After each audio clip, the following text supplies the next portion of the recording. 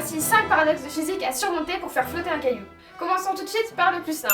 Un caillou coule parce qu'il est lourd. En réalité, il faudrait plutôt dire qu'un caillou coule parce qu'il est plus dense que l'eau. En effet, un grain de sable est très léger, mais il ne flotte pas pour autant. Il ne faut pas confondre grandeur extensive, qui est dans notre cas la masse et qui dépend de la quantité de matière, et grandeur intensive, ici la densité, qui est invariante avec la quantité de cailloux. Donc un petit caillou, bien qu'il soit léger, coulera. Vous me direz qu'on peut ajouter des bouées à notre caillou pour le faire flotter, ce qui revient à diminuer la densité de l'ensemble. Sauf que nous ne voulons pas faire de bateau, nous voulons faire flotter un caillou. La poussée d'Archimède c'est bien, mais ce n'est pas suffisant. Il nous faudrait alors une force supplémentaire qui pousse le caillou vers le haut. On a la quantité de mouvement P égale mv, mais ce n'est pas assez fort. Si on augmente la vitesse de l'eau, on apporte plus d'énergie, car l'énergie cinétique, étant 1/2 de mv2, augmente avec le carré de la vitesse de l'eau. On arrive à faire bouger un petit caillou, mais nous on veut faire flotter de grands cailloux. Voilà une maquette de plus grands cailloux. Oui, parce qu'à la fin de cette vidéo, on va en voir de bien plus grands. Je fais arriver l'eau par en dessous et ça ne flotte pas. Ah oui, le caillou bouche le tuyau. Voilà 2 seringues. Si j'appuie de chaque côté avec la même force, pensez-vous que quelle seringue va gagner? La petite ou la grande? C'est la plus petite seringue. La pression est la même dans toute l'eau à la menthe. Donc la force pour équilibrer est plus grande avec une grande surface. Mais ça, c'est exactement ce qu'on veut avec notre caillou. Regardez, je fais un creux sous le caillou.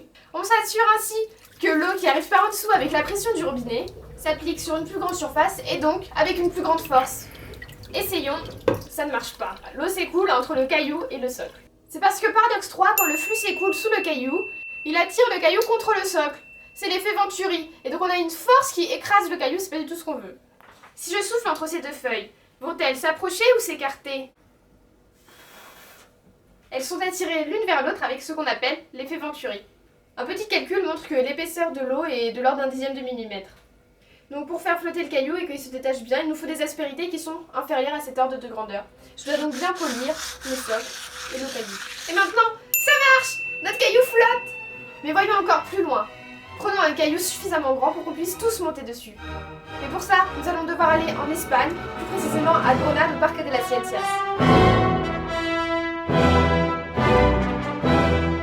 Il y a plein de sports qui reposent sur ce principe d'aquaplaning, comme le ski ou le patin à glace. Ce n'est pas la glace qui fait glisser. Regardez, ça ne glisse pas, mais quand on rajoute une couche d'eau, ça glisse. Mais vous ne trouverez rien dans les livres, même les meilleurs, parce qu'il s'agit de recherches actuelles, que l'on comprend à peine. La couche d'eau sous un patin à glace fait seulement quelques molécules d'eau d'épaisseur. Et avec des nanotuyaux d'arrosage, c'est une nouvelle physique qui se dessine pour demain. On va pouvoir dessaler l'eau de mer, faire des pompes qui fonctionnent à l'entropie, et sauver même la planète. Mais tout ça, c'est une histoire qui nous reste encore à écrire. Nous avons confronté notre modèle aux mesures expérimentales. Pour mesurer le débit, nous avons mesuré le volume qui déborde pendant une durée déterminée. Pour mesurer les frottements entre le caillou et le socle, nous avons effectué un pointage vidéo au cours du mouvement pendulaire et de rotation. Cela permet de voir sa trajectoire dans l'ordinateur. On a ensuite calculé la vitesse angulaire. Sur cette courbe, on peut voir en bleu le mouvement moyen de rotation qui est de plus en plus rapide. Les petites oscillations grises correspondent au mouvement pendulaire. Et avec le théorème de l'énergie cinétique et les couples de force, on en déduit les coefficients de frottement. Avec un pied à coulisse, on mesure les déplacements en hauteur. On a aussi mesuré les pressions dans la mince couche d'eau sous le caillou le long d'un rayon. Au moyen d'un orgue, on mesure la pression en millimètres d'eau et au moyen de baromètres électroniques en hectopascal, ce qui corrobore la courbe théorique de pression le long d'un rayon que l'on voit ici en noir. Pour plus de détails, n'hésitez pas à consulter notre rapport. En résumé, pour un caillou qui flotte, il vous faut un caillou plus dense que l'eau, une surface suffisante, une couche d'eau fine maintenue par son renouvellement, mais pas trop pour garder sous contrôle l'effet Venturi. Remarquons que l'on peut remplacer l'eau par de l'air juste en soufflant par la bouche et ça marche tout aussi bien. La masse du fluide joue donc bien peu.